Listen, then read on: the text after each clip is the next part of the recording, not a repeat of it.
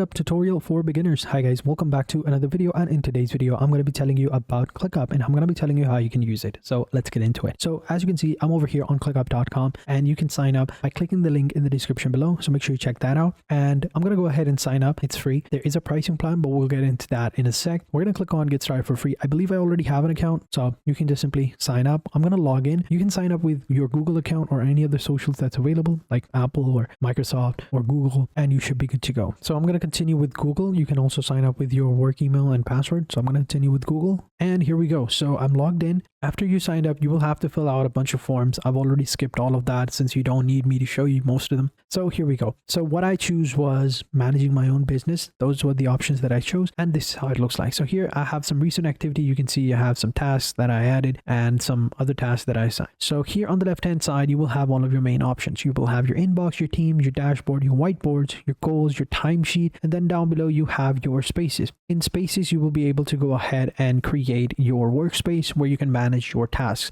So it could be anything. To create a space, all you have to do is click on this plus button right here, which says create space. If you hover your mouse over here, and it will create a space for you. I created a space called YouTube, like so. And here, once you've created it, you will also get the option to choose some of the views that you want. I chose the simple views like the board view and the calendar, the Gantt, and the theme one. In the list view, you will get a list of all the tasks that you have created, right? These are simple tasks, and these are like the to-do list that you have for your own personal stuff, like over here on the left hand side. So you can go ahead and create like your own personal list over here. So for example, you can create a space called my personals or my to-do list, and then here you've got your default permissions. So here you can view only or stuff like that, right? And you can even make it private so only you can see it or the people you invite can see it, and that way you can, add those personal stuffs over here. So let's go ahead and do that. I'm going to create and say my to-do list like that, and then click on continue, and then here for starter, project manager, whatever you want. So we'll go with the default version. I don't want anything, and we'll select to-do list over here in progress and complete. So it's as simple as that. That's the starter. So we'll click on create space, and here we go. So here we're going to go ahead and add some tasks. So first things first, what we're going to do is we're going to go ahead and click over here. We just type in what we want to do, right? And if we want some more options, we hit the /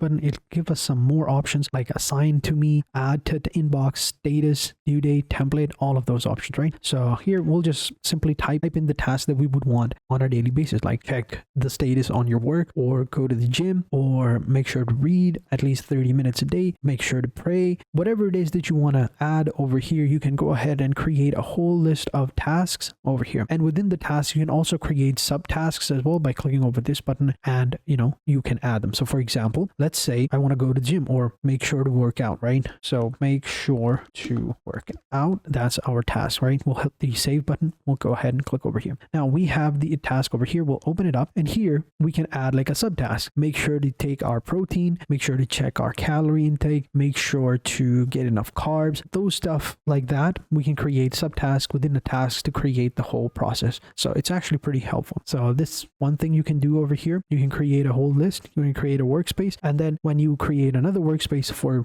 work specific or work related tasks, then here we go. So here we have the to-do list for this one.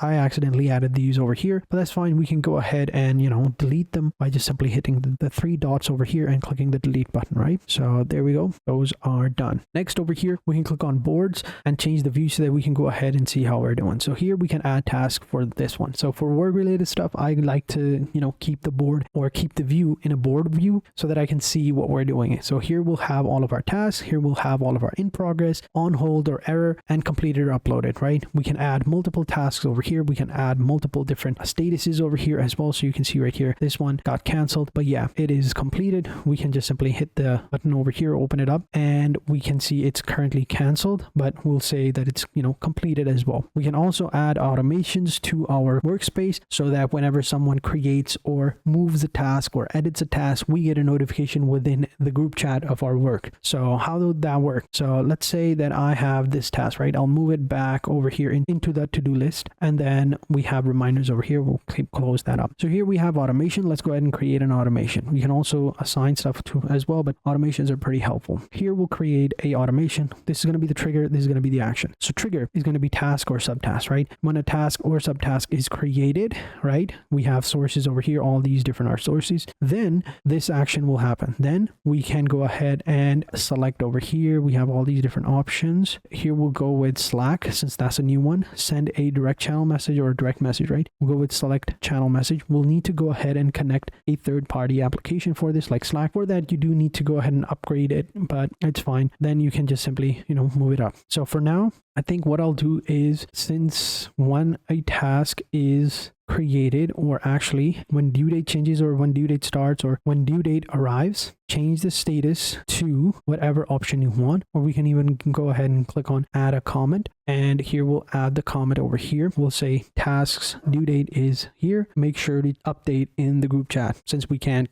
connect a third-party application like Slack, we'll go with this one. So here we go. Add a comment. There we go. That's the comment right there. And then we can click over here, and then we can add a specific relationship as well. Like, if this happens, then you can also do this. All right. And here we'll go ahead and select change priorities, and we select the priority to urgent, and then we click on create. So now we can see when the due date arrives of any task, then add a comment, which we've already added, and then change the priority. So that's the automation. It's running. So here we go. If we click over here, its due date is going to start, let's say today, right? And it is tomorrow, or actually we'll go with today, and we'll select the time. We'll say from 12 a.m. to 6 a.m. right? And boom, we should be good to go. We'll change it back to normal, and we should be good to go, right? So currently that's it. We'll click over here. We can go ahead and mark it as complete. Now, whenever a due date arrives, it'll automatically move it over here. It'll change the priority, and it should be good to go. So I wish I could show you the message one. That works pretty well as well. It doesn't really take a lot of time, but yes, we can go with this one. Or what we'll do is, let's go ahead and change the due date to today at what time? We'll say it's 5:35, so let's say 5:45. That should be good to go. Now we should be good to go. So in a couple of minutes, if the due date arrives, as soon as it arrives, it'll move the task automatically over here. That's one thing you could do. Again, you can change the view to calendar, Gantt, and team, and stuff like that. So it's pretty simple to use. Now, how much does it cost? So if you click on the upgrade section, here is the pricing plan. This is the plans over here. This is the unlimited, the business, and the business plus. You can see how much it costs. Unlimited is going to be $7 per month, and then for the business, it's going to be $12 per member per month, and business plus is $19 per member per month. And we can see all the cool stuff that we get. So here we got unlimited storage, unlimited spaces, unlimited everything for the unlimited one. For the business one, we get everything from there to here, but we also get unlimited timeline views, unlimited workloads, unlimited teams, private docs, team timesheet, unlimited dashboards, and stuff like that. So it's actually pretty cool. So yeah, make sure to check it out and click the link in the description below if you want to sign up. So if you watched the video so far, then you know now how this website works perfectly and how you can use it to make money online and how you can use it to start your own business online as well. Just make sure to do everything I did in the video in a step-by-step manner and you'll be good to go. So having said that, thank you guys for watching and I hope to see you guys in the next video, and until next time, take care and goodbye.